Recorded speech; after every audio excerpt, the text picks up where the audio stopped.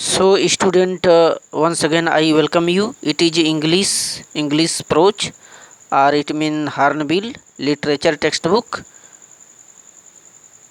and chapter name is The Portrait of a Lady. Khushwant Singh is the author of this first chapter. So after completing the first chapter, now you see the important question answer of this chapter. First we are discussing about the short questions of your book. Look it, the first question given it. देखें, how did the narrator's grandfather appear in the portrait. पहला question आपको यहाँ पर दिया गया है आपके text book से जो परीक्षा में आएंगे. How did the narrator's grandfather appear in the portrait. Portrait माने होता है चित्र. चित्र में जो नरेटर है, नरेटर का मतलब कहने वाला, वक्ता. जो वक्ता है जो इस बात को कह रहा है यानी लेखक, उसके जो दादाजी हैं वो चित्र में कैसे लगते हैं, कैसे दिखाई देते हैं. स्टूडेंट, पहला क्वेश्चन दिस इज. तो आपको पता है कि जो फिगर यानी जो फोटो टंगा हुआ था उसके दादाजी का, लेखक के यानी खुशवंत सिंह के, वो देख करके लगता था कि हाँ ये 100 वर्ष के हैं. His age nearly 100 years. और ये नहीं लगता कि उनके भी कोई बीबी और बच्चे होंगे. ऐसा लगता था कि उनके तो बस नाती पोते ही हो सकते हैं और उनकी पत्नी और बच्चे तो नहीं होंगे. तो वही है. देखिए यहाँ पर हमने लिखा है कि the narrator's grandfather appear in the portrait, माने जो वक्ता है यानी जो लेखक है उसके दादाजी ऐसा लगते हैं उस चित्र में कैसे, एट लीस्ट 100 ईयर्स ओल्ड, कम से कम 100 वर्ष के तो लगते ही हैं. एंड आगे है, he did not look the sort of person who would have a wife और चिल्ड्रेन. माने वह ऐसे व्यक्ति, इस प्रकार के सॉर्ट माने होता प्रकार, इस प्रकार के पर्सन यानी व्यक्ति नहीं लगते जैसे कि उनके बीबी यानी वाइफ और ये बच्चे हों. ठीक है. He looked as if he could have lots and lots of grandchildren. Grandchildren माने नाती पोते. ऐसा दिखता था, ऐसा लगता था कि मानो उनके बस और बस केवल उनके नाती पोते ही ढेर सारे हो सकते हैं. ए लॉट्स ऑफ माने बहुत सारे, ढेर सारे. तो it was the first important question. Next question है, देखिए, describe the happiest half hour of the day for the grand mother. माने जो दादी माँ थी, दिन के अंतिम जो आधे घंटे का समय होता था उनके लिए क्या खुशियों भरा होता था, उसका जिक्र करना है, वर्णन करना है. Happiest half hour of the day for the grand mother. दादी माँ के लिए दिन का जो सबसे आधे घंटे का वक्त होता था, हाफ आवर, वो कैसा था, जो ग्रैंड मदर के लिए सबसे हैप्पीएस्ट था, किस प्रकार का था, उसका जिक्र करना है यहाँ पर. ठीक है. एक क्वेश्चन नंबर 2 है. आइए लुक इट. तो आपको पता ही है कि जो दादी माँ थी वो दिन भर चरखा चलाती थी, सुबह से लेकर के शाम तक. बस थोड़ा सा वक्त निकालती थी देर शाम को, और वह उनका वक्त पक्षियों के साथ बीतता था. गौरैयों, जो चिड़िया होती थी, गौरैयों को दाना खिलाती थी. ठीक है. और गौरैया भी खूब उड़ उड़ करके उनके शरीर पर बैठा करती. वही सबसे इम्पोर्टेंट और खुशमय और हैप्पीएस्ट, काफ़ी प्रसन्न समय होता था, खुशदाई उनके लिए. तो वही चीज़ हमने लिखा है कि सी सैट इन द बरामदा एट इवनिंग टाइम. शाम के वक्त जब बरामदा में बैठ जाया करती थी.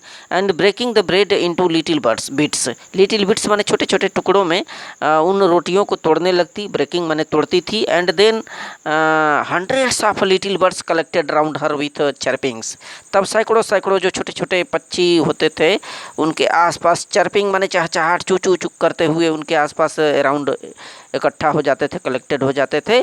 सम birds perched on her legs. कुछ पक्षियाँ होती थी कि उनके पैरों पर आकर बैठ जाती थी. एंड अदर शोल्डर, कुछ उनके कंधों पर. And some even sat on her head. और कुछ पक्षियाँ उनके सिर पर भी बैठ जाया करती, उनको उड़ाती नहीं थी. इस तरह से it used to be the happiest half hour of the day for her. तो यही सबसे प्रमुख दिन का सबसे सुखमय समय, प्रसन्नदायक समय होता था उनके लिए. Correct. Write it. And you look the question number 3.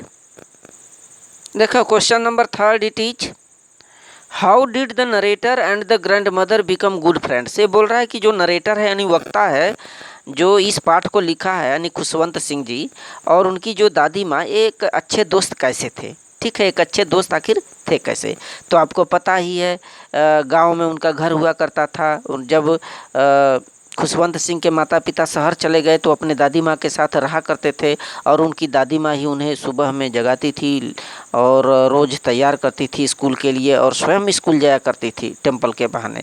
तो यही इस तरह से दोनों इस प्रकार एक अच्छे दोस्त की तरह अपना रहते। हाँ, देखिए यहाँ पर हमने लिखा है when the parents of the narrator went to live in the city, जब उसके माता पिता खुशवंत सिंह के शहर चले गए and his grandmother he live, देखें then he and his grandmother lived in the village home, तब वह और उसकी दादी माँ गांव के घर में रहा करती थी टुगेदर माने साथ साथ। His grandmother used to wake him up early morning and get him ready for school. यहाँ पर पता चला है उसकी दादी माँ उसे रोज प्रातःकाल लेखक को खुशवंत सिंह को जगा देती थी सुबह सुबह और get him ready for school, और स्कूल के लिए तैयार किया करती थी। And after breakfast both went to school, और नाश्ता करने के बाद वहीं चपाती रोटी इत्यादि सब नाश्ता करने के बाद स्कूल जाया करते थे दोनों, लाइक फ्रेंड, दोस्त की तरह।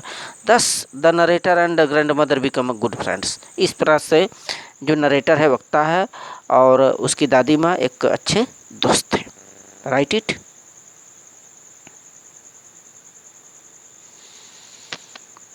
And question number 4, question number 4 देखें, why could the grand mother not talk straight, why could the grand mother not talk straight, यानी जो दादी माँ थी सीधी बातें क्यों नहीं कर पाती थी लेखक से, जो खुशवंत सिंह से उनसे सीधे बातें क्यों नहीं हुआ करते थे।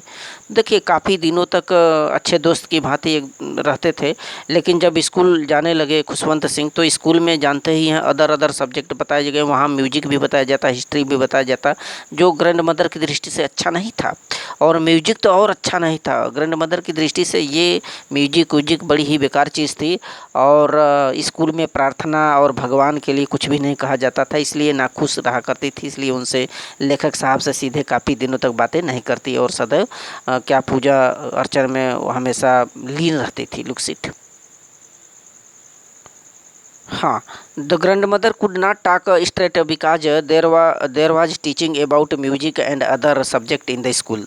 तो वही चीज़ है, सीधे बातें इसलिए नहीं हुआ करता था क्योंकि वहाँ पर स्कूल में जो पढ़ाए जाते थे सिखाए जाते थे वो संगीत और अन्य विषय होते थे। और there was not teaching about God and the scriptures in the school of the author, और उस लेखक के स्कूल में भगवान के और धार्मिक पुस्तकों के बारे में, स्क्रिप्चर्स माने धार्मिक पुस्तकों के बारे में कुछ भी नहीं बताया जाता था, इसलिए वो नाराज़ थी, एंग्री थी और उनसे बातें नहीं हुआ करता था लेखक का। नेक्स्ट